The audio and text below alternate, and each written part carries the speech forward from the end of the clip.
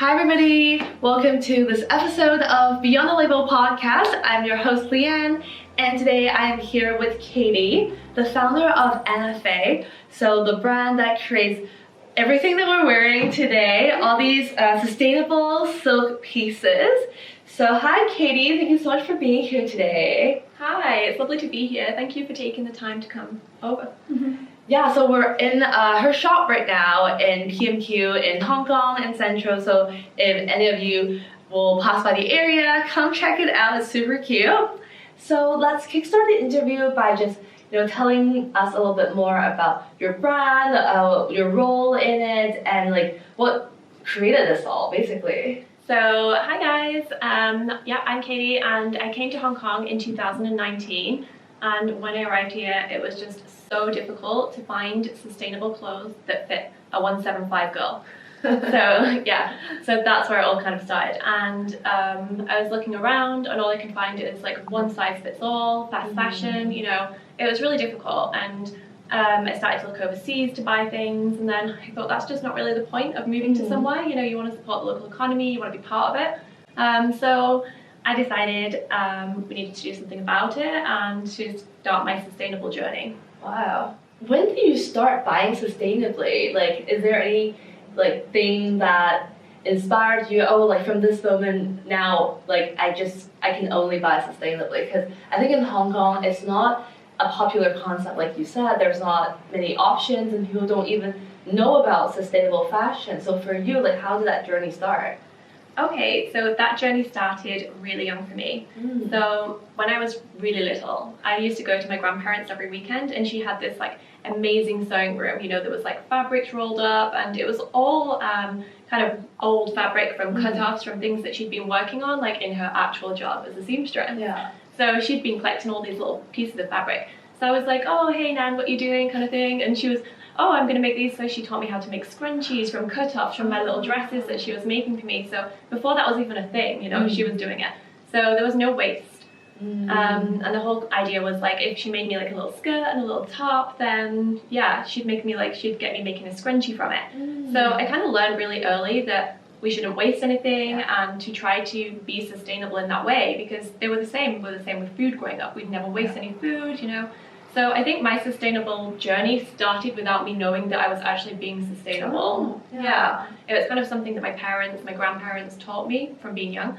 So when I came to, when I was growing up, I never went to fast fashion. I was always taught to buy something that would last a long time, something that was timeless, something that was like easy. Yeah, of course, as a teenager, I probably bought some things I shouldn't have bought, from places. But then I quickly learned actually that, buying something that's poor quality is just gonna like fall apart, lasting no time. So I think for me, I've always had that conscious mindset, so to speak. And I've always been big into conservation for animals. So I do have that kind of information coming towards me a lot, even from just growing up. So for me, it started really early, and I've just continued that through my whole life. When I was at university, I was careful with what I was doing. I was careful with food I was buying, and just to prevent waste. So when I wanted to start my own brand and go from there, it was just automatic that it had to be sustainable. We had to use materials that are sustainable. So that's why we use silk. So silk is obviously biodegradable, it's natural, there's no plastic involved in the whole journey. Where we actually purchase our silk from, they have a water recycling system. So silk uses quite a lot of water, to be made. So we use the water recycling system, and then it just reduces our emissions. This is how it kind of started and how it's progressed into being what it is now, which we're still growing. We're still tiny, but we'll get there. Wow. Okay, that first of all sounds amazing. Like having that relation, that's something you learn as a kid, and then family influence. Now you have this big, amazing brand. For you, do you have like a background in fashion or even environmental studies, anything like that? Like, why fashion? Why silk clothes? Yeah, like of course there's the sustainable aspect of it, but for you personally, why not food waste, or why not like something like animal rescue? Actually, I use Anaphe as a platform to go into all those different things. So Anaphe, the reason let's start with like why we use silk. So as we said, it's sustainable, it's biodegradable, it's natural material. You know, they've been making the silk slip dress in China for thousands of years. Yeah. It was like the first thing that they ever wore, you know? Yes. It's not something new, it's something that has stood the test of time. Yeah. You know, we're already at that place now where it's been around for so long, like it's not gonna ever leave fashion. Yes. And we're now looking at different ways to like mix and match it so you can wear it all season. So yeah, it's really good in that respect. But in terms of like why I chose fashion, it's because I couldn't find anything to wear. Yeah. Like basically. So I was like, you know what? I'm just gonna make it myself. And when I made it myself, people are like, oh, like where do you get the dress from? I'm like, oh, like it's actually my design. I made it, and then more people were interested in, you know, wanting to find out more. So I was like, you know what? Like, let's try. Yeah. So there was a pop-up on Cochran Street. I don't know if you remember that pop-up. I remember. Oh my gosh. Yeah. Yeah. So that pop-up, I decided to join with just 2 colors of the dress. One in short, one in long. Long in evergreen, which is our signature color, and short in like a golden color that we don't have anymore, but it was just like limited. And we used repurposed fabric for the gold color. So it was factory waste. So silk that like some big brand had like made what they wanted, and then they'd like thrown it to one side, and then it would just end up in landfill. Yeah. So I was like, right, I'm going to use that fabric to test the market. Yeah. And I was really nervous, I've got to be honest, because you know, Hong Kong, slip dresses, people were just like, is that bedwear? Is it something I should be wearing to go to sleep? Right? So we had to do like a lot of marketing within the pop-up and teach people how to like, not teach people, that sounds really horrible, but just like to give them some idea of how they can wear it daily, you know, throw on some sandals, like tie a shirt over, tie a t-shirt over, and people just loved it. Yeah. Because silk is great anyway, and you know, we live in the humid city. In summer we need something that's lightweight, dries quickly, and you know, can deal with this kind of weather. Yeah. And silk is perfect for that. That's it. The whole reason they were wearing it in China all those thousands of years ago. So yeah, that's kind of how things came together, just from not having something to wear and then taking a risk. So we did that pop-up, we sold out within a week. So, so we were like, okay, I definitely have something here that people want and what's missing in the market. So it was just a gap at the time. There were no other silk brands. We were the first, you know, to be doing what we were doing with the colorways, with our Pantones and that kind of thing. So yeah, that's basically how it started. Wow, okay, I definitely remember that pop-up, and I think, so the first Anaphe dress I bought was from a store in Soho. I think it was Sari. Yeah. And I actually remember I was looking for a dress to go to like a birthday party, and I couldn't find anything. Like, you know, like Zara clothes, like tons of people have the same style, and like it's just like quality's not great, like you said. And I was just like looking for something that I can just like wear again and again. And I walked into the Sari store, and the sales, she was like, oh, like some woman actually bought like this Anaphe dress to her wedding, like as a wedding gown. Yeah. So I was like, oh my gosh, like this is amazing. Like I can wear this to a birthday party. Like I can even like wear it as a wedding gown. Like so I got it immediately. Yeah. So I definitely think Hong Kong has like a huge market for this type of clothing, but yeah, like you guys were the first one to really like introduce this to us, because slip dresses I think are quite popular like overseas. Yeah. And now like with you guys and like how you teach us to style it, yeah, there's just so many ways that we can like wear it like in both like winter and summer, because Hong Kong winter is not that cold. No. Yeah. Yeah. Yeah, so you were like mentioning Anaphe as a platform for you to also like advocate for the other causes that you care about. So I know that you have like the charitable prints that you launch every season. Can you tell us more about that? Yes, absolutely. So this is like my absolute passion. So as you probably know, we've launched quite a few different charity prints over the last couple of years, and each collection we launch just 4 collections a year because we like to keep it minimum. You know, we don't overproduce. So each collection we produce this print. So the latest one that we've just announced, which was just a couple of days ago, is our palm print. So the palm print is for deforestation, and for every print sold, we are going to donate to Save the Orangutan, and we're going to be adopting orangutans. So I know, right? Yeah, it's so amazing. Like honestly, I can't even begin to tell you how I feel about it. So Save the Orangutan. So for every dress, we will adopt one orangutan for 1 month. Yeah. I know. Oh my gosh, okay. Yeah. Oh, like, oh my gosh, I'm just like so excited about this. But like, why orangutans? Or like, how do you, like, what's the process for you to select the causes that you want to support? Okay, so the process is pretty strict. So we look at how much revenue each charity puts back into the actual animals and actually into the charity. Mm-hmm. So we have like a full breakdown and we post it to our IG. So we will tell you exactly how much revenue the company makes, how much goes to their CEOs, how much actually goes back to the animals, and we pick it based on, so we narrow down first of all obviously the cause that we want to support. We were looking this time to support something else in Asia because we really loved it when we supported our elephants from the Elephant Nature Park in Thailand. That was one of our first ever charity prints. I volunteered there for 6 months. And yeah, I absolutely loved every second of it, and I really believed in the charity, and I had such a good background with that charity that I was like, oh, actually, you know, we should be supporting charities that we really research and really understand where that money's going. Because so many people, they will support a charity, but then when you look into the facts and figures, like, you know, less than 10% of that will go back to the actual charity, to what the cause is. So that was the first one. It was an easy one to support because I already knew it inside out, and I believed in that. So that's kind of like how it's kind of progressed, if that makes sense. So each time we release a print, we'll do so much research into like the charity that we're choosing, and at the moment we just wanted to look back. So we didn't want to do another dress or another print that had an animal on this time, but we wanted to do something that represented the charity we're supporting. So obviously the whole issue with like saving orangutans is deforestation. So their natural habitat is being taken away by us, and we're using palm oil in like absolutely everything nowadays. So not just that we want to tell people, oh, you're going to donate and save an orangutan, we also want to like try to put some educational packs together, which is what we do for every print that we do. We'll also put an educational pack and some ideas of how, not just buying the print, but also other ideas of how you can support the charity that we've chosen.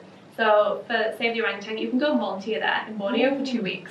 So we've got all the information packs on how you can volunteer, who to contact, where to go, and you know, also lists of products that have got palm oil in and alternatives that you can use to avoid it. So it's not just about like buying the print, it's more about like the whole community around it and how you can really get involved and make an impact. Because if everybody makes an impact, then you know we're going to actually get somewhere. How has it been, like, you know, promoting this in Hong Kong and Asia, just spreading the word about saving the environment? Like, has there been any challenges, any, like, how's that, what's the process like? Because I'm quite curious to knowing, like, how receptive people are and how people react to these kind of information, because honestly, we're not taught about this, like, when we're growing up. So everything about, like, sustainable concepts and even just, like, saving the environment, I think it's quite new, to Hong Kong society compared to other places. And you know, honestly, in Hong Kong, people are so ready for this. They really are, because they see it. You know, social media has a huge influence on everybody, and people see it on social media, and then once, you know, they want to learn more or they want to be involved, but obviously that outlet wasn't always there, but it is getting better, honestly. It is really getting better here, and people love it. So when we start to explain like what the print means, I mean, they already fall in love with the dress and the fit, but then when you tell them, actually, you know, by this print is actually also doing this, this, and this, they're like, wow, that is great. And it also creates our community, because people understand then what Anaphe is. We're not just a fashion brand, we're a community. Our customers, we absolutely have the best relationship with them. And you know, they really, all our customers really support us, we support them back. And anyway, you know, they'll come in for a chat, and they'll be like, oh, like, what are you doing this week? What's the new print all about? And they want to actually learn, and they want to do something with us. And we've had quite a lot of people come in and say, oh, would you like to support this with us? And we do quite a lot as well. So some of the schools in Hong Kong, they're really up on sustainability. They've asked us to be involved in different projects, which we've always said yes to, wherever we can. I mean, our manpower is pretty low, but we actually sign up for probably more than what we can handle. But, you know, we work hard. That's amazing. Wow. Do you have any advice, actually, for people who are listening, who are interested, you know, that to support a cause, or if they want to spread a message about something that they care about, like, how can they start, or even like on community building, I know your team, like I know some of your team members well. I know they're very attentive and they're very nice. They've got this like great energy to whoever who walks into the store. So yeah, is there any tips that you can give to people who wants to, also spread the word and like build a community around whatever that they believes in? Yes, absolutely. I mean, it does depend on what they're actually doing at the time and what their business is. But if it's a small brand, for example, it's so easy for us to connect with people because most people will want to support small brands. In Hong Kong, there's a huge amount of people that love Hong Kong brands. Yes. Because we love Hong Kong, right? So it makes sense that we want to shop in Hong Kong. Yes. We don't want to buy things from overseas. We want to be here. We want to support what's happening within our country. And I do feel like this is home, this is Hong Kong now for us, like as they say, right? And we like to think that everybody will support each other. So for example, some other brands have come to me and said like, oh, we want to support a charity, like how do we do it? How can we cut our carbon emissions? So we will help and say, right, so the company that we use for all our online sales, we donate to a project called Tonton Project. Don't know if you've heard of it, but it basically is where they collect microplastics in Vietnam. So to offset our emissions from our shipping and from obviously our inbound shipments, we offset them with Tonton Project, and they will then send the money to people in Vietnam to then collect microplastics because there's a huge problem. Because at the moment, collecting large pieces of plastic is obviously better for them because they just have to pick one piece up, take it, weigh it, and they get paid. Whereas if the microplastics just get left behind and they're causing such a huge problem. So this charity actually focuses on paying more for people who are actually collecting the microplastics, which is great. So you can do that and you can add that to your shopping cart very easily. If people want to do something like that, then we'll assist them and show them how to do it. Advice in terms of actually just starting and getting a charity involved in your specific work or anything like that, very easy. We have social media, it's the biggest platform. Use your social media accounts, start there, come to us, we'll tell you how we've done ours, we'll tell you how we find our charities.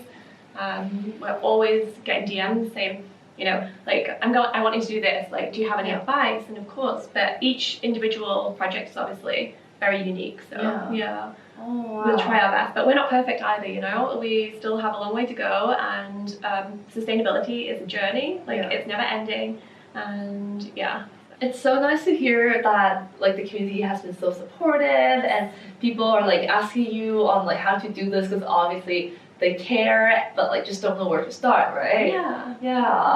And can you share more with us, about you moving to Hong Kong and like starting a brand here and establishing yourself as like a Hong Kong brand, a Hong Kong entrepreneur? Because I know like obviously Hong Kong has opened up after COVID and a lot of people are considering moving to Hong Kong and doing their own business. So can you share a little bit about your own process and like any challenges that you've come across? Yes, absolutely. So for me, when I decided to start my brand, I obviously had a vision and I knew what I wanted to do because I knew what I needed or what I wanted to have in Hong Kong. But if you're coming here and you're wanting to start a new business, then obviously they're going to have to do a lot of market research and really look at what niche they're going into. But Hong Kong is such a free market. It's amazing. It's so easy to set up a business here and there's so much support. So some of the networks that I use are like Women of Hong Kong, which I'm sure you're aware of, Female Entrepreneurs Worldwide. Both of those have given me so many different contacts and different people that I can work with to get started. So that was really great. Also, obviously, finding great staff is just amazing. So for me, I don't hire my staff. My staff hire my staff. So because I want them to feel comfortable with who they're working with, and so they know who they like to work with. They know like what our brand is, and they're all passionate. They all love working for Anaphe because they understand what it represents, they love the community, and they love that we all support each other. So it's an interesting concept, and some people don't really think, they're like, oh, like how can you get your staff to hire your staff? Yeah. But no, it's really great because they are the ones who are working together every day, you know. They know our brand, they know what they're looking for. So for me, if you're going to be, you know, coming to Hong Kong, then get your staff to hire who they want to be with, who they want to work with every day. That would be, but business in Hong Kong in general is actually very easy. It's easy to get started. The rent is very expensive, so it is a huge consideration when moving to Hong Kong. You know, you have to make sure that it's going to work for your brand. But there are a lot of other ways to get into stores. So, for example, this is our Anaphe store, right? Yeah. But we also have another store just down the road, Bahim, which is a shared store. Yes. So we have gone into kind of collaboration with another brand, and that other brand, we share the store, and then we also invite other people to pop up with us. So that is what is great about Hong Kong. Yeah. It's got such a community of like little boutiques where you can just do consignment, or you can pay rent and stay there for like two weeks to 6 months, you know. That's something that is really great for testing the market of your product. So that's exactly what I did with Anaphe. I decided to join a pop-up, make sure that my product was going to work. I didn't want to overproduce and get, you know, buy in a whole collection of dresses, like design a whole collection of dresses and then be like, oh, none of it can sell, it all goes to landfill, you know. So that's why I start small. That's another great way to like obviously test the market. Just start with a couple of products, go into these pop-ups, see how it sells, get the response, and then you know where to go with marketing as well. Oh wow. I love what you said about like your staff hiring your staff. I've actually never heard that before. Really? Yeah. Take note, guys. Because I love her team, and I remember their like I said just now, like their energy, and like also I can see their passion. And I know that on your Instagram you always like post reels and like fun little like videos with your team. So it's just so cute to see that like they're all actually wearing it and loving it. Like as you guys watching the video, you can see some of her dresses here.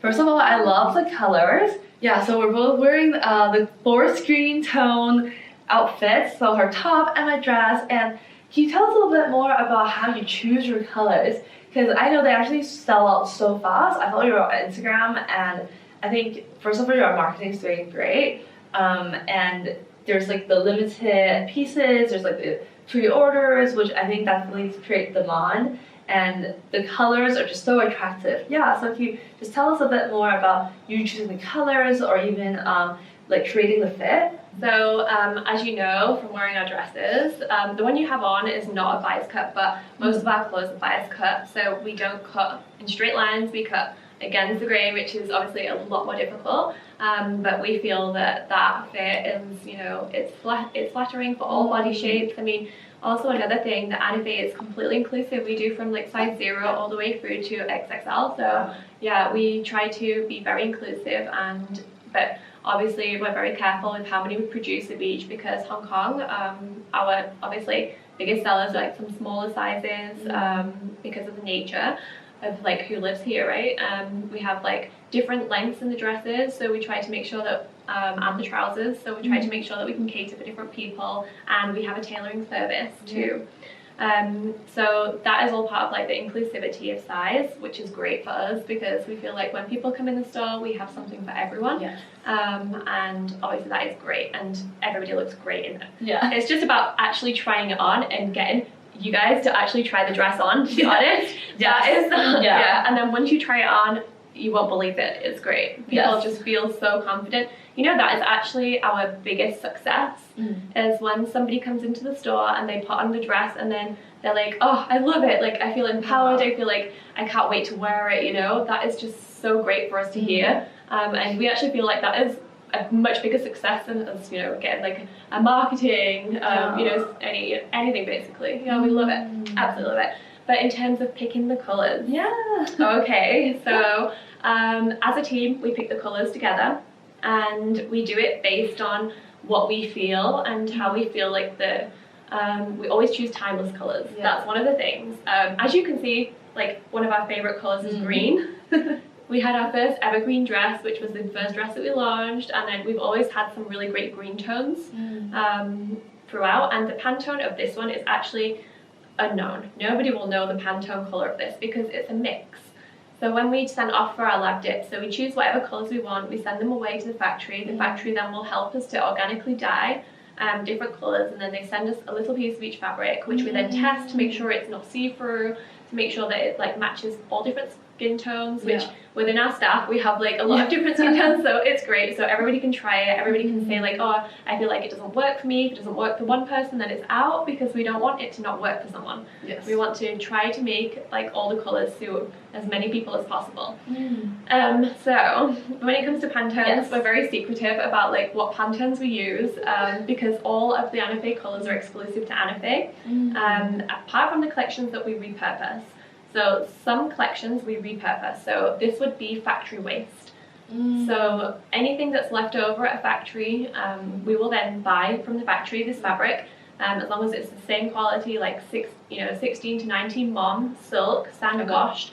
Then we will buy that from them and say like, because otherwise it will just go to landfill, and we don't want that. So even if it means us just producing like 10 dresses of something, or like 15 dresses, then we will just buy that fabric and just make it in one of our designs.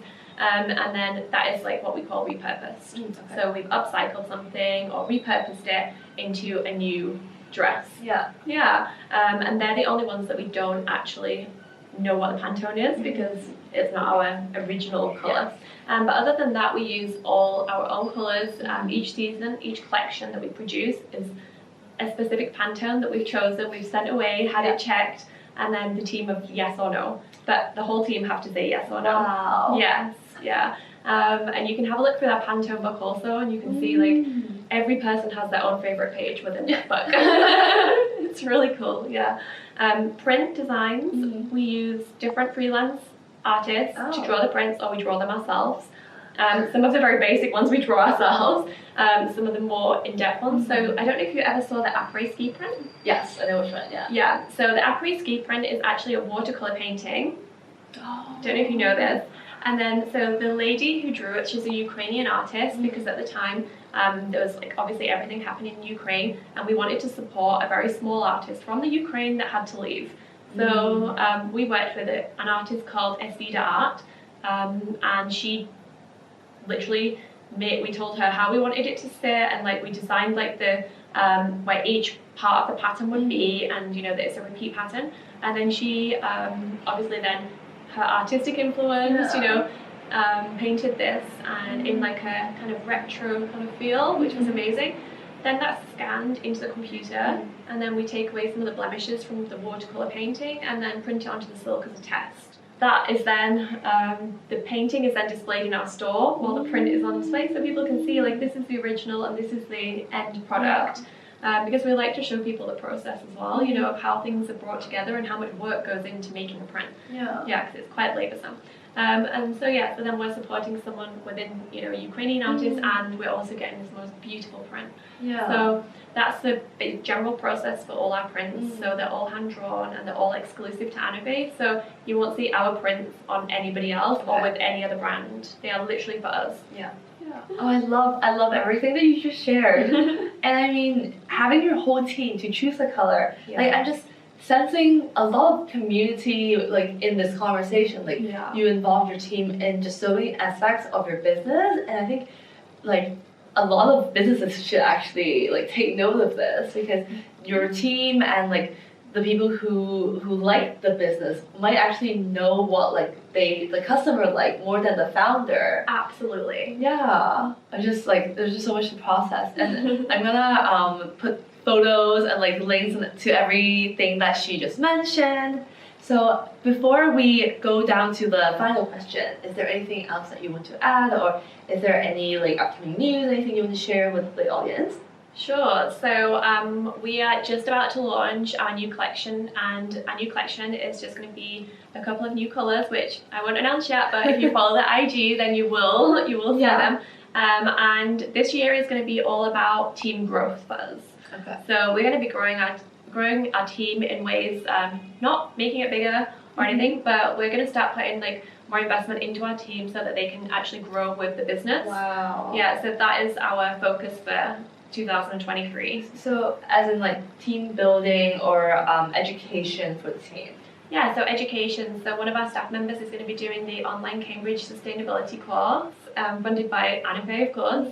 So she's going to be doing that, and other parts of our members of our team are going to be starting to do proposals, and really we want to take our team outside their comfort zone and give them something back, because they work so hard in so many different areas. Because we are a small team, we have to do so many things. So we do all our social media ourselves, we do everything. You'll find, for example, you'll find our operations manager Tilly. She'll be in store one day, she'll be doing reels the next day, she'll be at a photo shoot. It's crazy, yeah. So they really do have so many little hats that they have to wear. But it also brings us so close, and so this year is about growing our team's kind of personal growth. Yeah. It's just so amazing, like, to really hear that a company is doing this, because I definitely think, especially in Hong Kong, like, turnover rates are so high, especially in retail. Like, it's rare to hear that a company is putting so much effort into really like helping the individuals grow. So I think like that's amazing. It makes me like want to work here too. Come and join us. Yeah. So for the final question, I know our conversation today has been more like business based, but the final question, I ask the same thing to all the guests, is if you can name one thing that you love about yourself. Wow. Okay. It's such a difficult question. It is. It really is. Because also I'm very self-critical, so that maybe it is just my ability to share. Because I love giving. So as part of, for me, I guess I would say that it's more the ability for me to be able to give back to people that I love, and the ability to share. And I feel it's more about, I'm conscious that, I can sometimes overshare maybe, but no, just joking. But joking aside, I think I would be that. Just how I can include most people, and does that make sense? Yeah, for sure. No, and I think that's beautiful. Like, with your brand and everything, and all the keywords I can think of right now, it's just like, it's inclusive, it's sustainable, it helps the environment, it's all about sharing basically, and you're using like the company money to fund your employees to educate them. So that really is beautiful, and we need more companies like this. So I'm just so glad like you decided to move to Hong Kong, you decided to like create this brand, because I have a lot of Anaphe pieces, you guys won't believe it, and you guys can see on my IG as well, like it's so rare that I purchase from the same brand like over and over again, and you guys have like the style that you have is not like fast fashion. It doesn't change all the time, it's very timeless, and I think that's what I love about it. So thank you so much for being here today. And if the audiences want to know more about you, is there any Instagram or website that they can know about the brand? Yeah, so our website is www.anaphe.com, and our IG handle is @AnapheOnline. But if you have any questions about the brand, we'd love to receive DMs. So if you're worried about sizing, if you want to come in and try, if you just want to come and say hi, or you want to know more about the projects that we're doing, then just drop us a DM or send an email. If you want to send an email, just send an email to Katy @anaphe.com. If you want to reach directly out to me, that's totally fine. You can do that. And we'd love to hear from you guys. Amazing. Thank you so much. Yeah, and just feel free to contact Katy, and check this out. So I'll talk to you guys soon.